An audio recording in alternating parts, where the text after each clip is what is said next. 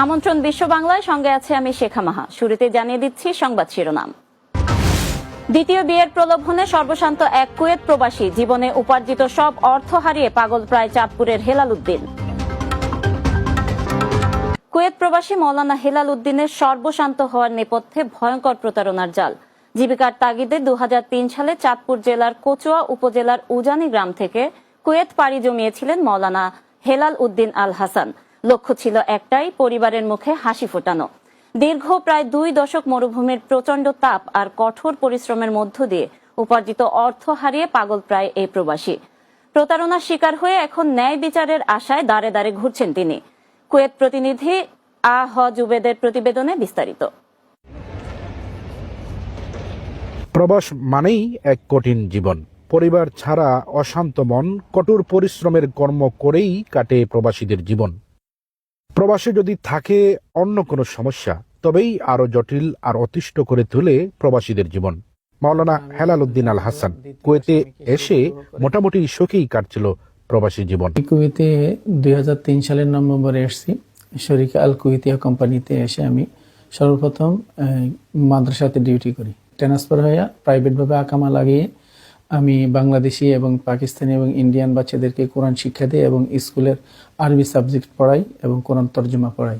এই প্রবাসী বলেন, তিনি শুধু আর্থিকভাবে ক্ষতিগ্রস্ত নয়, শাশুড়ি ও দ্বিতীয় স্ত্রীর নানা ষড়যন্ত্রের বেড়া জালে হয়েছেন প্রতারিত আর হারিয়েছেন মান সম্মান। দ্বিতীয় বিয়ে যেন মাওলানা হাসানের জীবনের সব বিনষ্ট করে দিয়েছে। এই একটা ফ্যামিলির সাথে পরিচয় হয়, বর্তমানে যাদের সাথে আমার সমস্যা এই ফ্যামিলির সাথে পরিচয় হয়। তখন উনি আমার বিষয় জানতে পেরে উনি ওনার মেয়ের বিবাহ দেওয়ার জন্য আমাকে প্রস্তাব দেন। তখন আমি আমার বাড়িতে জানানোর পরে আমার প্রথম স্ত্রী এবং ফ্যামিলি তাদের বাড়িতে গিয়ে দেখাশোনা করে এবং তারাও আমার বাড়িতে গিয়ে দেখাশোনা করে। আলহামদুলিল্লাহ কিছুদিন ভালোই চলছিল। পরবর্তীতে আমি কুয়েতে এসে আমার ওয়াইফকে ভিসা দিয়ে আমি কুয়েতে আনি। আমার প্রথম স্ত্রী এবং দ্বিতীয় স্ত্রীর নামে 6 শতক জমি রেজিস্ট্রি করে দিই। মাওলানা হাসান দ্বিতীয় বিয়ে করা নারীকে কুয়েতে ফের বিয়ে করেন।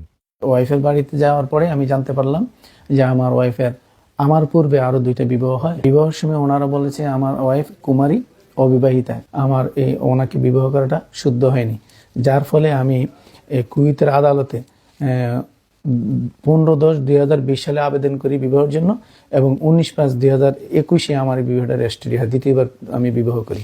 হাসানের অভিযোগ, তার সঙ্গে জমি বিক্রির প্রতারণাও করেন শাশুড়ি রহিমা বেগম ফাতেমা ও স্ত্রী রাবিয়া সুলতানা আখি। কিছুদিন আলহামদুলিল্লাহ ভালো চলছিল সংসার। হঠাৎ আমার শাশুড়ি বলেন উনি কিছু জমি বিক্রি করবে, 4 শতক জমি। আমি আমার ওয়াইফ এবং শাশুড়ির কথায় রাজি হয়ে ওই জমি কেনার জন্য রাজি হই 15 লক্ষ টাকা বাংলাদেশি টাকায়। তখন আমি তাদেরকে ইস্টামের মাধ্যমে কুয়েতের মধ্যে 3628 দিনার আর বাংলাদেশে 6 লক্ষ, সর্বমোট ওই সংখ্যার সময় 15 লক্ষ টাকা দেই। আজও পর্যন্ত জমি রেজিস্ট্রি করে দেন নাই। হাসান বলেন, কুয়েতস্থ বাংলাদেশ দূতাবাসে অভিযোগ করেন ও স্থানীয় আদালতেও মামলা করেন।